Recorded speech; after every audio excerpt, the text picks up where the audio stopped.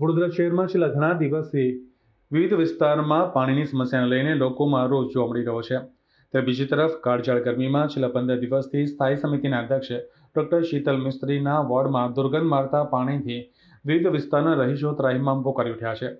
ત્યારે એક તરફ સ્થાયી સમિતિના અધ્યક્ષ ડોક્ટર શીતલ મિસ્ત્રી વિવિધ વિસ્તારમાં ચાલી રહેલ કામગીરીનું નિરીક્ષણ કરવા સ્થળ પર પહોંચી જાય છે અને અધિકારીઓને વહેલી તકે કામગીરી પૂર્ણ કરવા સૂચના આપે છે।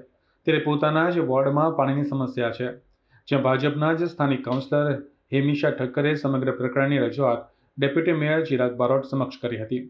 હાલ રહીશોને કોર્પોરેશન ટેન્કર દ્વારા પાણી પૂરું પાડી રહ્યું છે, ત્યારે કાઉન્સિલરે લીકેજ થયેલ પાણીની લાઇનમાંથી પાણી ચેક કરતા પાણી દુર્ગંધ મારતું હોવાની ડેપ્યુટી મેયરને રજૂઆત કરી હતી, જેને પગલે ડેપ્યુટી મેયર ચિરાગ બારોટે સ્થળ પર પહોંચી અધિકારીઓને બોલાવી પાણીની સમસ્યા અંગે ચર્ચા કરી હતી અને તાત્કાલિક ધોરણે વધુ માણસો ફાળવી પાણીના ફોલ્ટ શોધી રહીશોને શુદ્ધ પીવાનું પાણી મળી રહે તે દિશામાં કામગીરી પૂર્ણ કરવા સૂચના આપી હતી। હવે એમાં પાણીનું પ્રેશર તો અમને પહેલેથી જ મળતું જ નહોતું, પરંતુ તોય છતાંય હવે પાણી તો થોડું થોડું મળતું હતું, એમાં અમારું એ ચાલતું હતું। પણ હવે ગંદુ પાણી આવે છે એટલે ત્રાસી ગયા છે અમે બી। કે રજૂઆત કરી તમે? અમે કાઉન્સિલર બેનને જાણ કરી, બેન એકદમ આવી અને અમને આશ્વાસન આપ્યું અને કામગીરી ચાલુ કરાવી છે બેને। પરંતુ હવે બેનને આજે પરેશ પટેલ સાહેબને બોલાયા। આજે પરેશ પટેલ સાહેબ બી અમારા ત્યાં સવારથી આજે સવાર તાપ તડકામાં એ બી પણ ફરી રહ્યા છે। એ બી અમે ના નથી કહેતા। અમે અમારું જે કંઈક અમારી રજૂઆત એ જ છે કે વહેલી તકે અમારું પાણીનું આ સિચ્યુએશન થઈ જાય।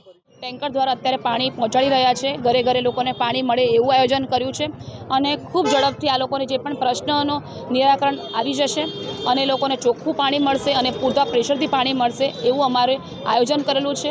અધિકારીઓ પણ ખૂબ સારી રીતે કામ કરી રહ્યા છે।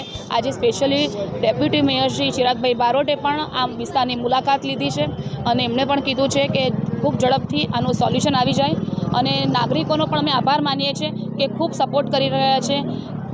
પ્રશ્ન છે, હું વારંવાર સ્ટેન્ડિંગમાં પણ રજૂઆત કરતી હોઉં છું, ગંદા પાણીનો વિષય હોય કે ઓછા પ્રેશરનો વિષય હોય, તો આ કમિશનર સાહેબ પણ ખૂબ સારી રીતે કામ કરી રહ્યા છે, એમને પણ ધ્યાન દોર્યું છે।